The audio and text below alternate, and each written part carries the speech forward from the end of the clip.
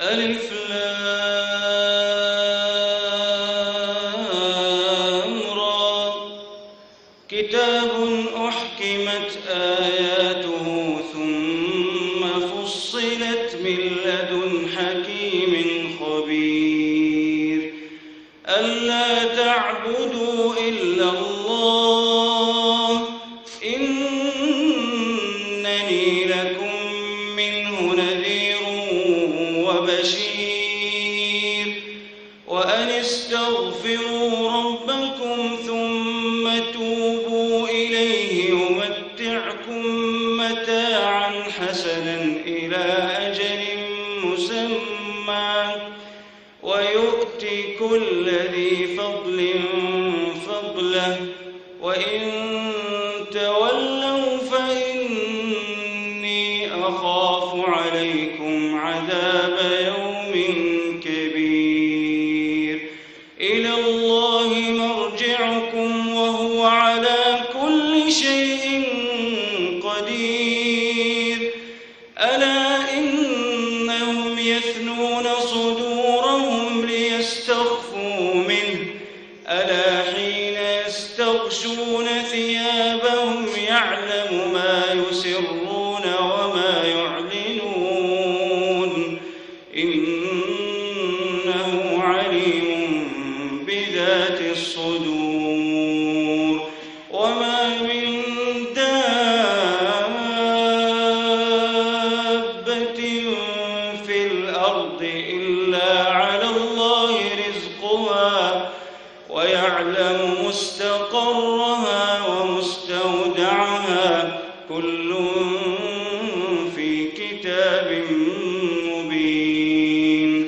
وهو الذي خلق السماوات والأرض في 6 أيام وكان عرشه على الماء ليبلوكم أيكم أحسن عملا.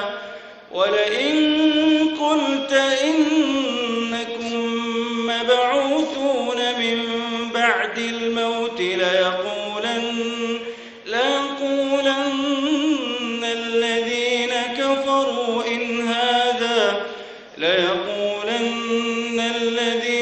كفروا إن هذا إلا سحر مبين.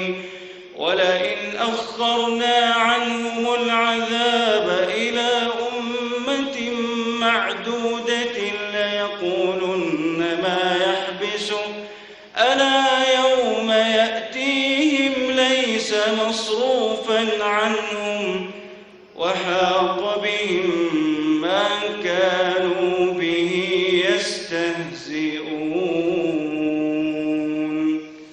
ولئن أذقنا الإنسان منا رحمة ثم نزعناها منه إنه ليئوس كفور. ولئن أذقناه نعماء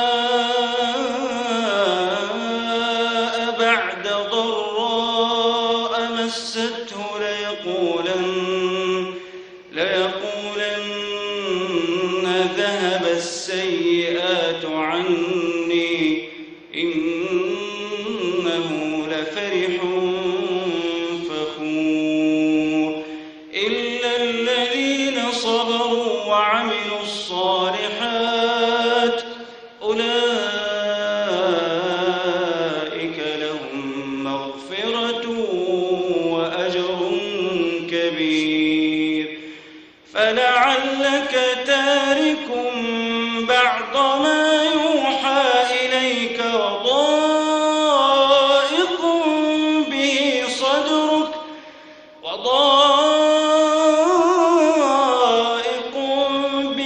صدرك أن يقولوا لولا أنزل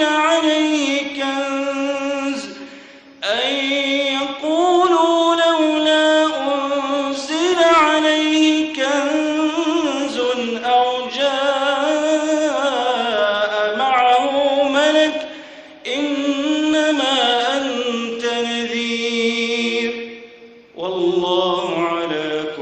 شيء وكيل أم يقولون افتراه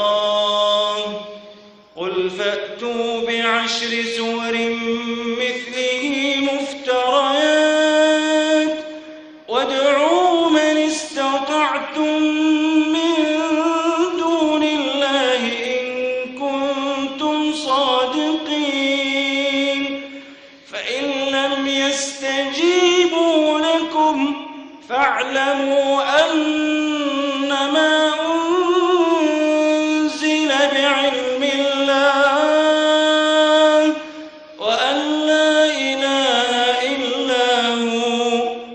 وأن لا إله إلا هو فهل أنتم مسلمون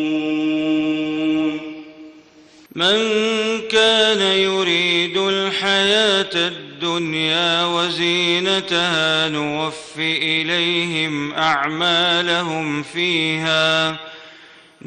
إليهم أعمالهم فيها وهم فيها لا يبخسون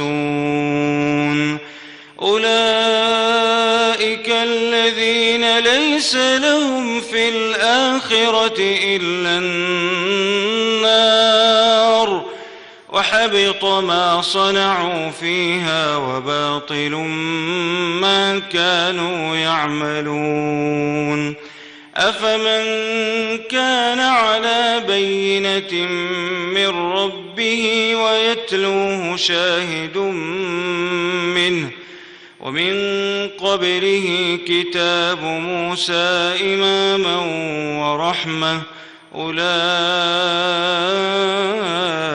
يؤمنون به ومن يكفر به من الأحزاب فالنار موعده فلا تك في مرية منه إنه الحق من ربك ولكن أكثر الناس لا يؤمنون ومن أظلم ممن افترى على الله كذبا أولئك يعرضون على ربهم ويقول الأشهاد هؤلاء الذين كذبوا على ربهم ألا لعنة الله على الظالمين الذين يصدون عن سبيل الله ويبغونها عوجا وهم بالآخرة هم كافرون أولئك لم يكونوا معجزين في الأرض وما كان لهم من دون الله من أولياء يضاعف لهم العذاب ما كانوا يستطيعون السمع وما كانوا يبصرون أولئك الذين خسروا أنفسهم وضل عنهم ما كانوا يفترون لا جرم أنهم في الآخرة هم الأخسرون إن الذين آمنوا وعملوا الصالحات وأخبتوا إلى ربهم أولئك أصحاب الجنة هم فيها خالدون مثل الفريقين كالأعمى والأصم والبصير والسميع هل يستويان مثلا أفلا تذكرون ولقد أرسلنا نوحا إلى قومه إني لكم نذير مبين ألا تعبدوا إلا الله إني أخاف عليكم عذاب يوم أليم فقال الملأ الذين كفروا من قومه ما نراك إلا بشرا مثلنا وما نراك اتبعك إلا الذين هم أراذلنا بادي الرأي وما نرى لكم علينا من فضل بل نظنكم كاذبين. قال يا قوم أرأيتم إن كنت على بينة من ربي وآتاني رحمة من عنده فعميت عليكم أنلزمكموها وأنتم لها كارهون. ويا قوم لا أسألكم عليه مالا إن أجري إلا على الله وما أنا بطارد الذين آمنوا إنهم ملاقو ربهم ولكني أراكم قوما تجهلون. ويا قوم من ينصرني من الله إن طردتهم أفلا تذكرون. ولا أقول لكم عندي خزائن الله ولا أعلم الغيب ولا أقول إني ملك ولا أقول للذين تزدري أعينكم لن يؤتيهم الله خيرا الله أعلم بما في أنفسهم إني إذا لمن الظالمين. قالوا يا نوح قد جادلتنا فأكثرت جدالنا فأتنا بما تعدنا إن كنت من الصادقين. قال إنما يأتيكم به الله إن شاء وما أنتم بمعجزين ولا ينفعكم نصحي إن أردت أن أنصح لكم إن كان الله يريد أن يغويكم هو ربكم وإليه ترجعون. أم يقولون افتراه قل إن افتريته فعلي إجرامي وأنا بريء مما تجرمون.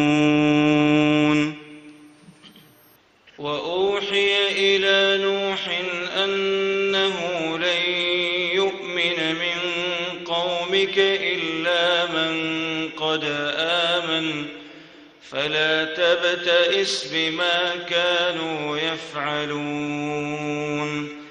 واصنع الفلك بأعيننا ووحينا ولا تخاطبني في الذين ظلموا إنهم مغرقون. ويصنع الفلك وكلما مر عليه ملأ من قومه سخروا منه قال إن تسخروا منا فإنا نسخر منكم كما تسخرون. فسوف تعلمون من يأتيه عذاب يخزيه ويحل عليه عذاب مقيم. حتى إذا جاء أمرنا وفارت النور قل نحمل فيها من كل زوجين اثنين وأهلك إلا من سبق عليه القول وما آمن معه إلا قليل. وقال اركبوا فيها بسم الله مجريها ومرساها إن ربي لغفور رحيم. وهي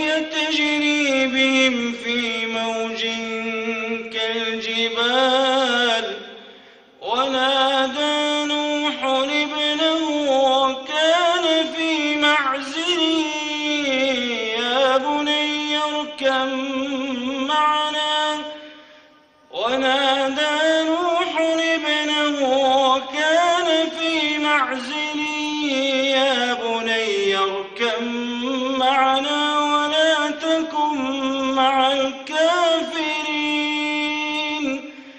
قال سآوي إلى جبل يعصمني من الماء قال لا عاصم اليوم من أمر الله إلا من رحم وحال بينهما الموج فكان من المغرقين وقيل يا أرض ابلعي ماءك ويا سماء أقلعي وغيض الماء وقضي الأمر واستوت على الجود وقيل بعدا للقوم الظالمين ونادى نوح ربه فقال رب إن ابني من أهلي وإن وعدك الحق وأنت أحكم الحاكمين قال يا نوح إنه ليس من أهلك إنه عمل غير صالح فلا تسألني ما ليس لك به علم إني أعظك أن تكون من الجاهلين قال رب إني أعوذ بك أن أسألك ما ليس لي به علم وإلا تغفر لي وترحمني أكن من الخاسرين قيل يا نوح اهبط بسلام منا وبركات عليك وعلى ممن معك وأمم سنمتعهم ثم يمسهم منا عذاب أليم تلك من أنباء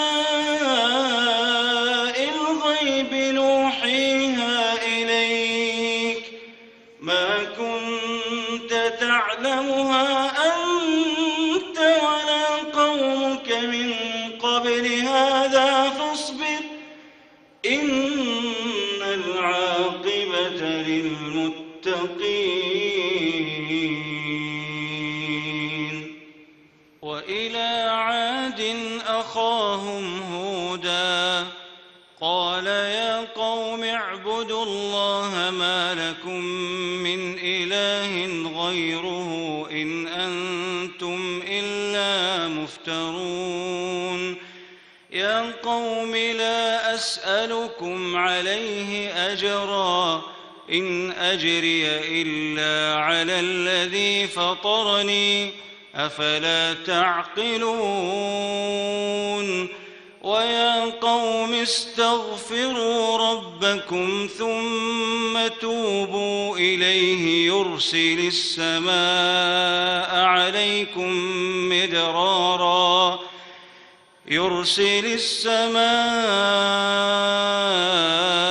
عليكم مدرارا ويزدكم قوة إلى قوتكم ولا تتولوا مجرمين قالوا يا هود ما جئتنا ببينة وما نحن بتاركي آلهتنا عن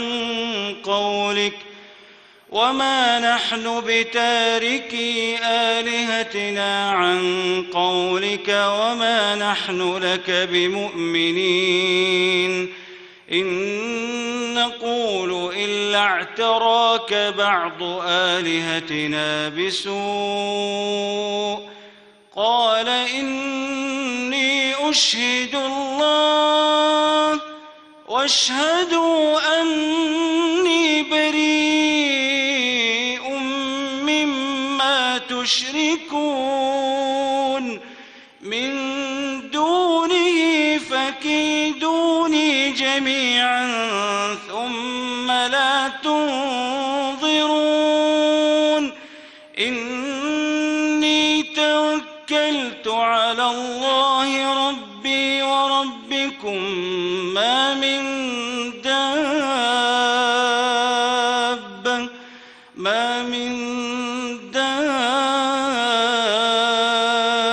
دابة إلا هو آخذ بناصيتها إن ربي على صراط مستقيم فإن تولوا فقد أبلغتكم ما أرسلت به إليكم ويستخلف ربي قوما غيركم ولا تضرونه شيئا إن ربي على كل شيء حفيظ ولما جاء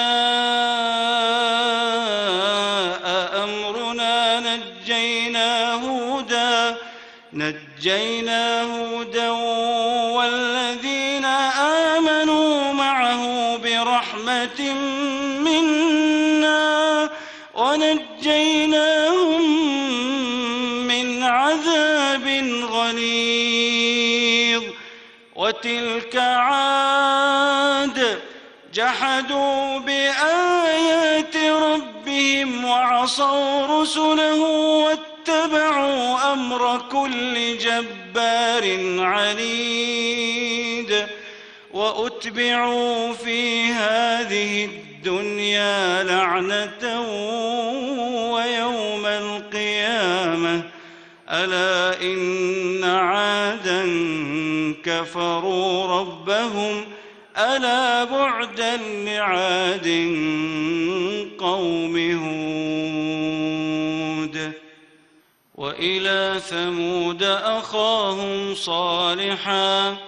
قال يا قوم اعبدوا الله ما لكم من إله غيره هو أنشأكم من الأرض واستعمركم فيها فاستغفروه ثم توبوا إليه إن ربي قريب مجيب قالوا يا صالح قد كنت فينا مرجوا قبل هذا أتنهانا أن نعبد ما يعبد آباؤنا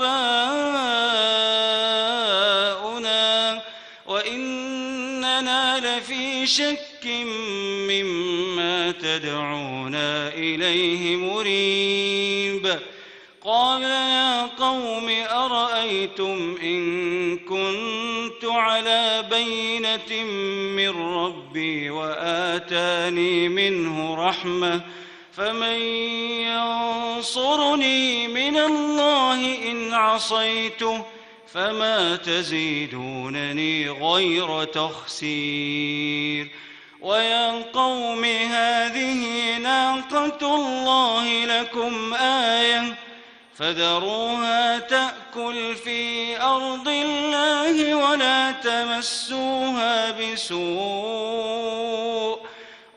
تمسوها بسوء فيأخذكم عذاب قريب فعقروها فقال تمتعوا في داركم 3 أيام ذلك وعد غير مكذوب فلما جاء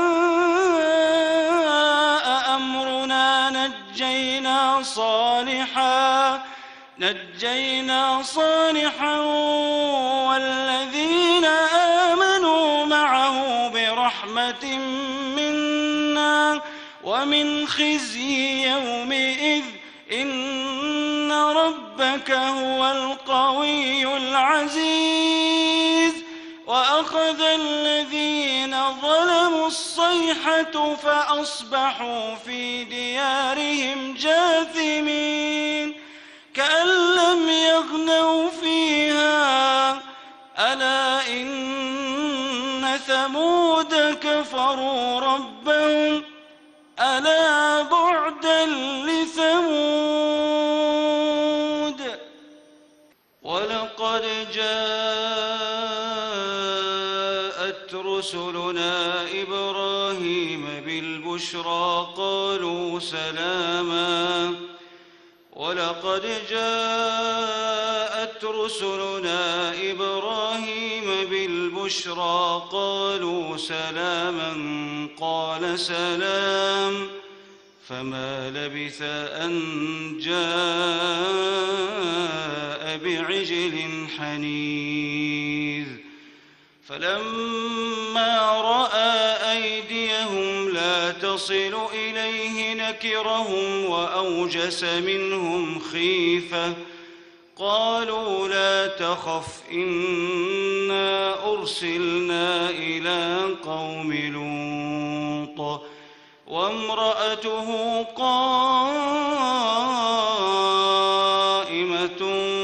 فضحكت فبشرناها بإسحاق ومن وراء إسحاق يعقوب قالت يا ويلتى أألد وأنا عجوز وهذا بعلي شيخا إن هذا لشيء عجيب قالوا أتعجبين من أمر الله رحمة الله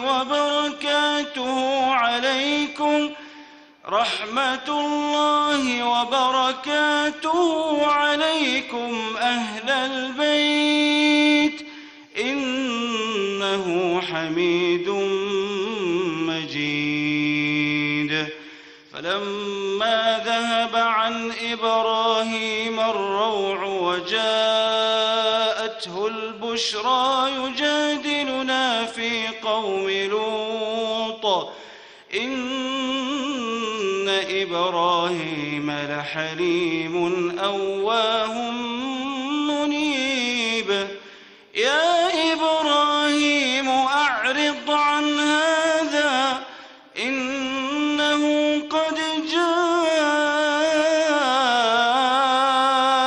أمر ربك وإنهم آتيهم عذاب غير مردود ولما جاءت رسلنا لوطا سيء بهم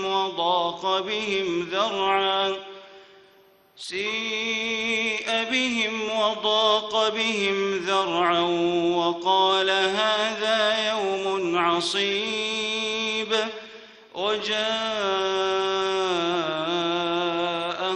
قومه يهرعون إليه ومن قبل كانوا يعملون السيئات قال يا قوم هؤلاء بناتي هن أطهر لكم فاتقوا الله ولا تخزون في ضيفي أليس منكم رجل رشيد قالوا لقد علمت ما لنا في بناتك من حق وإنك لتعلم ما نريد قال لو أن لي بكم قوة أو آوي إلى ركن شديد قالوا يا لوط إنا رسل ربك لن يصلوا إليك فأسر بأهلك بقطع من الليل ولا يلتفت منكم أحد إلا امرأتك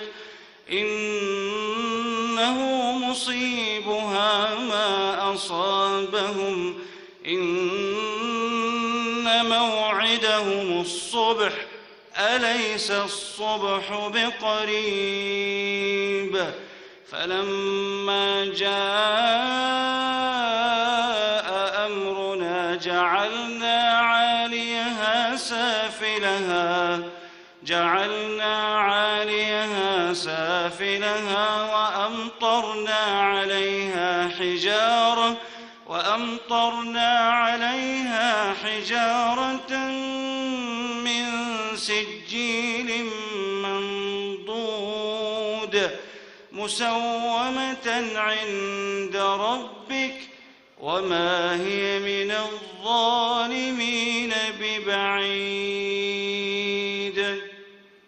وإلى مدين أخاهم شعيبا قال يا قوم اعبدوا الله ما لكم من إله غيره ولا تنقصوا المكيال والميزان إني أراكم بخير وإني أخاف عليكم عذاب يوم محيط. ويا قوم أوفوا المكيال والميزان بالقسط ولا تبخسوا الناس أشياءهم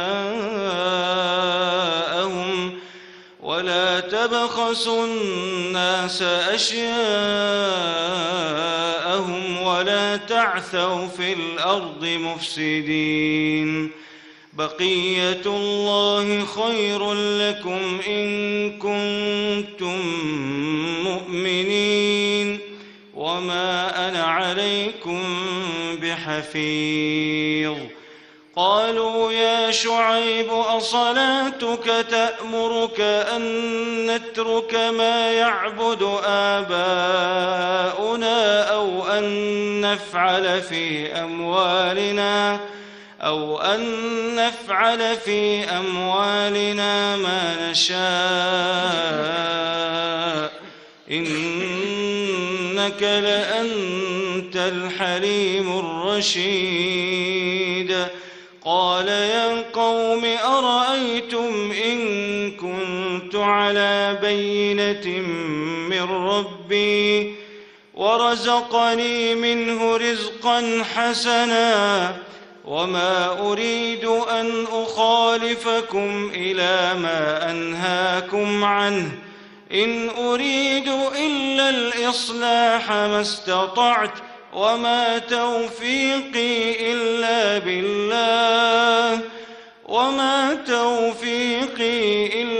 بالله عليه توكلت وإليه أنيب. ويا قوم لا يجرمنكم شقاقي أن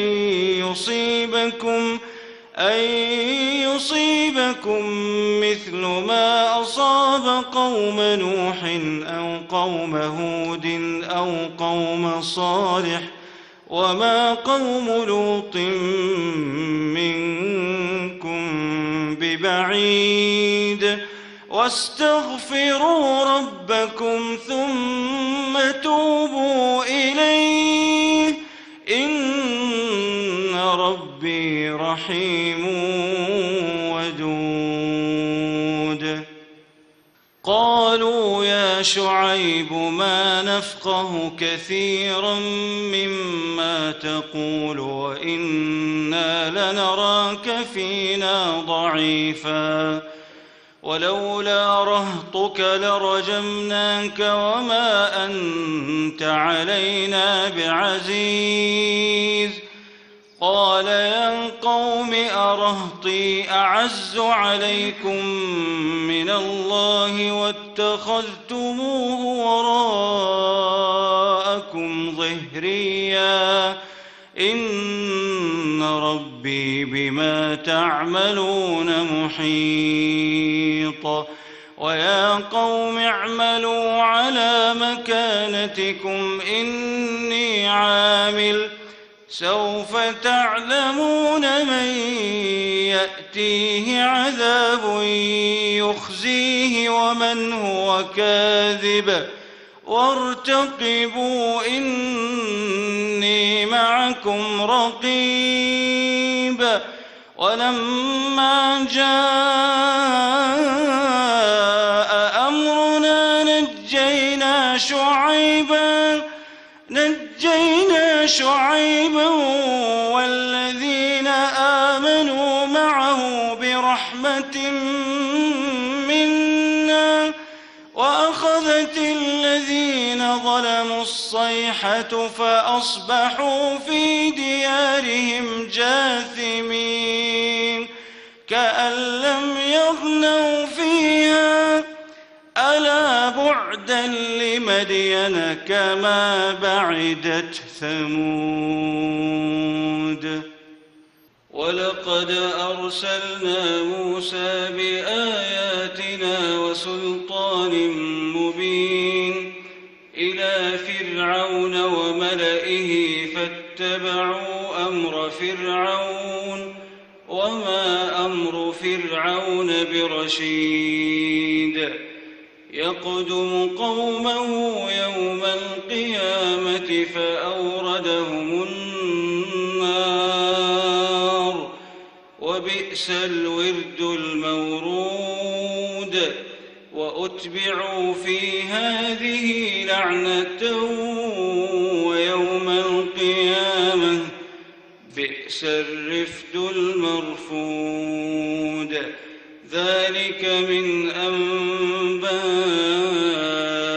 القرى نقصه عليك منها قائم وحصيد.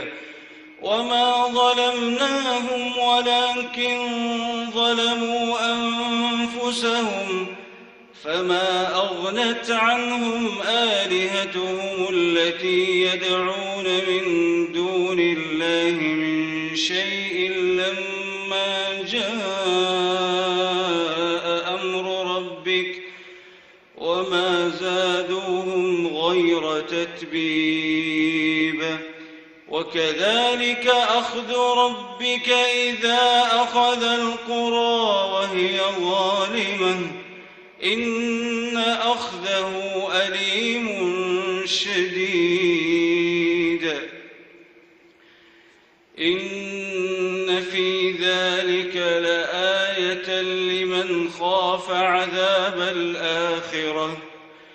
ذلك يوم مجموع له الناس وذلك يوم مشهود وما نؤخره إلا لأجل معدود. يوم يأتي لا تكلم نفس إلا بإذنه فمنهم شقي وسعيد. فأما الذين شقوا ففي النار لهم فيها زفير وشهيق خالدين فيها ما دامت السماوات والأرض إلا ما شاء ربك إن ربك فعال لما يريد.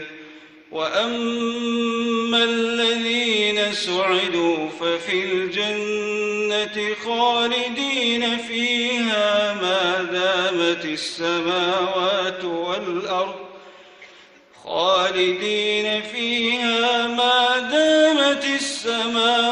والأرض إلا ما شاء ربك عطاء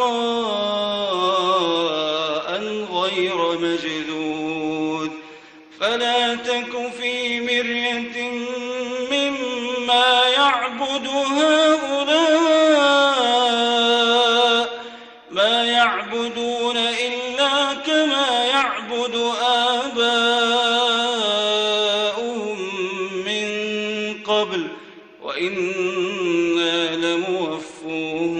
نصيبهم غير منقوص. ولقد آتينا موسى الكتاب فاختلف فيه ولولا كلمة سبقت من ربك لقضي بينهم وإنهم لفي شك منه مريب. وإن كلا لما ليوفينهم ربك أعمالهم إنه بما يعملون خبير. فاستقم كما أمرت ومن تاب معك ولا تطغوا إنه بما تعملون بصير. ولا تركنوا إلى الذين ظلموا فتمسكم النار وما لكم من دون الله من أولياء ثم لا تنصرون.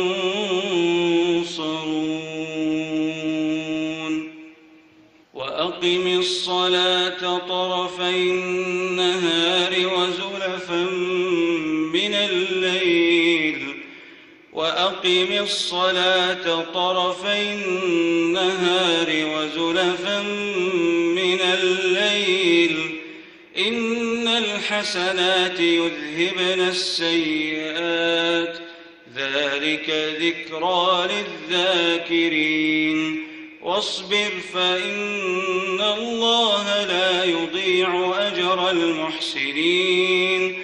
فلولا كان من القرون من قبلكم أولو بقية ينهون عن الفساد في الأرض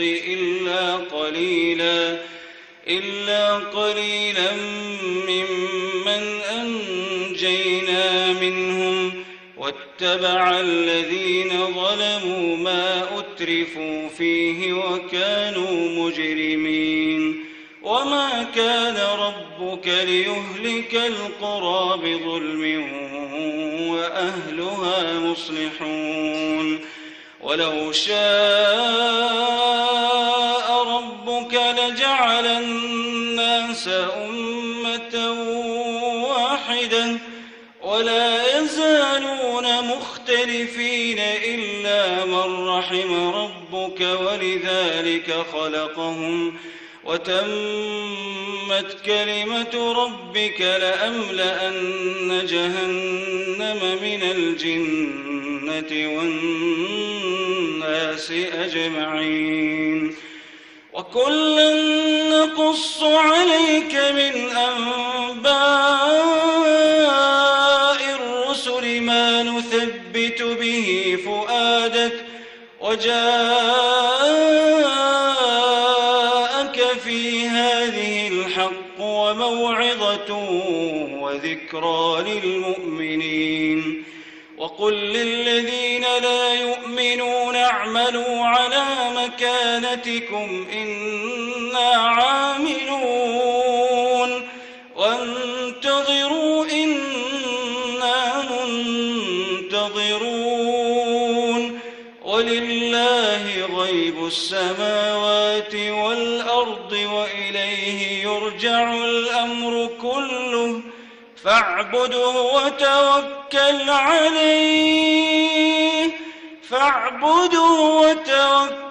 عليه وما ربك بغافل عما تعملون.